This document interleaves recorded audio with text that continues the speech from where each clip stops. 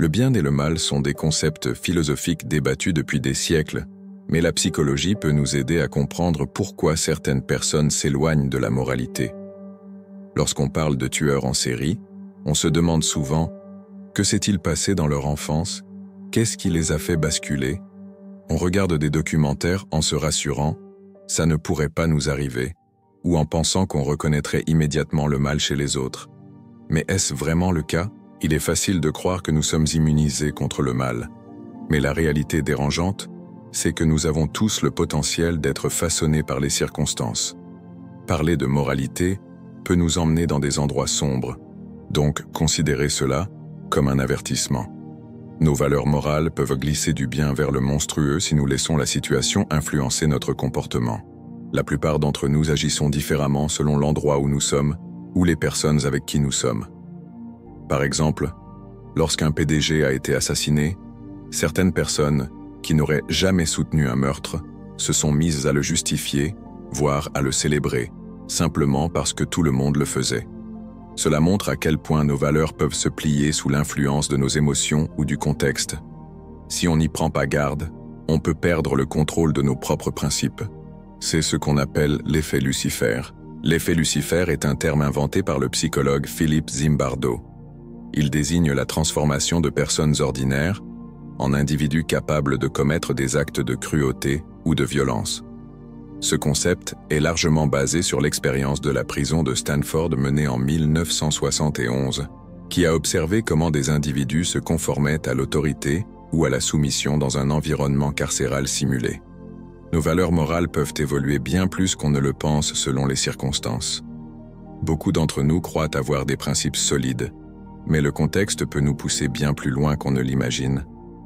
Nos frontières morales sont plus flexibles qu'on ne le pense. Les figures d'autorité influencent souvent notre boussole morale en nous faisant sentir que nous faisons partie de quelque chose de plus grand. Cela se produit non seulement en temps de guerre, mais aussi dans la vie quotidienne. Les leaders peuvent sembler nous guider vers ce qui est juste, mais l'histoire démontre parfois le contraire. Les atrocités de guerre, comme les soldats qui disaient simplement « suivre les ordres », montrent comment on peut perdre notre individualité et justifier des actions immorales. Un exemple plus léger, des enfants qui harcèlent pour s'intégrer dans un groupe. Ces figures peuvent aussi nous retourner les uns contre les autres en déshumanisant l'autre, comme on l'a vu dans les propagandes. Même à petite échelle, les amis peuvent être des figures d'autorité influentes.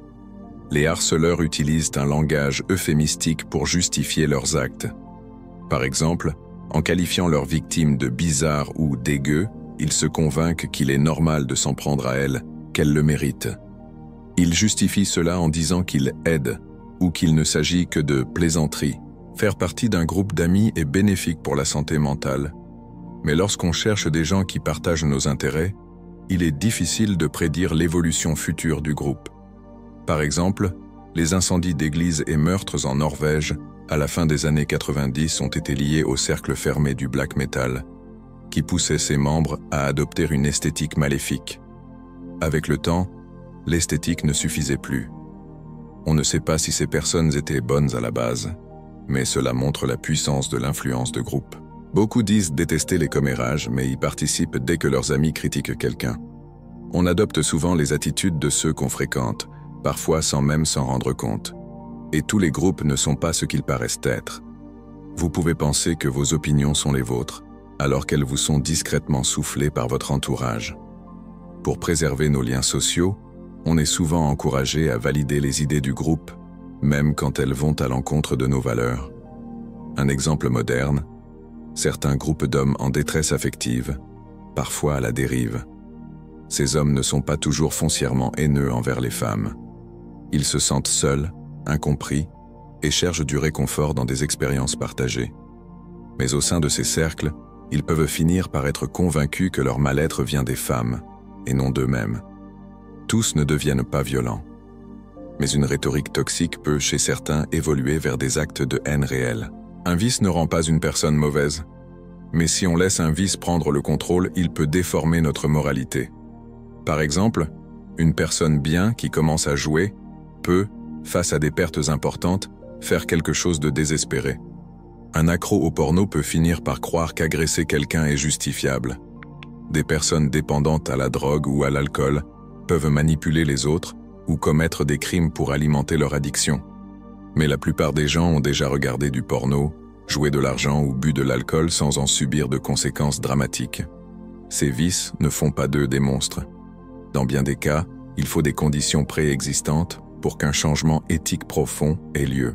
Des troubles comme le trouble bipolaire peuvent empirer avec l'alcool, aggravant les sautes d'humeur. Une personne violente sous l'emprise de l'alcool peut souffrir d'un trouble que l'alcool accentue. Les vices seuls ne rendent pas mauvais, mais combinés à une souffrance mentale ou une addiction, ils peuvent mener à des comportements destructeurs.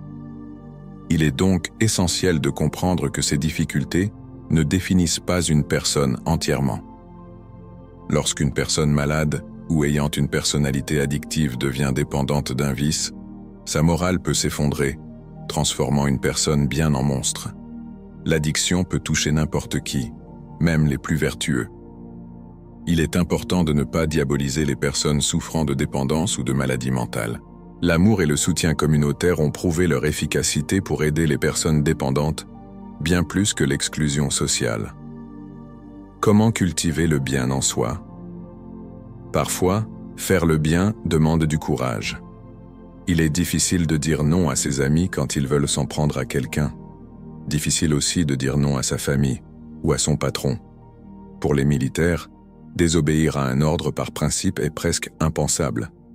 Regardez les groupes auxquels vous appartenez et demandez-vous si leurs valeurs correspondent vraiment aux vôtres. Les groupes haineux transforment souvent des gens perdus en véritables monstres. La loyauté n'a aucun sens si elle vous pousse à abandonner vos valeurs profondes. Il n'est jamais trop tard pour partir. Soyez conscient de l'impact de vos vices sur votre personnalité. S'ils vous poussent au désespoir, s'ils vous amènent à profiter des gens que vous aimez, alors il est peut-être temps d'essayer de changer. Mais bien sûr, c'est plus facile à dire qu'à faire. La vérité, c'est que faire le bien demande du courage, et que rester aligné avec ses valeurs, dans un monde qui pousse à la conformité, n'est jamais facile. Mais chaque jour est une opportunité de choisir la conscience plutôt que la réaction, l'amour plutôt que la peur. Et toi, qu'est-ce qui, selon toi, peut faire basculer une personne ordinaire dans l'ombre? Partage ta vision en commentaire.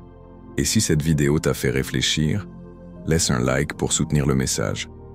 Abonne-toi à Chemin vers l'abondance pour explorer ensemble les profondeurs de l'âme humaine.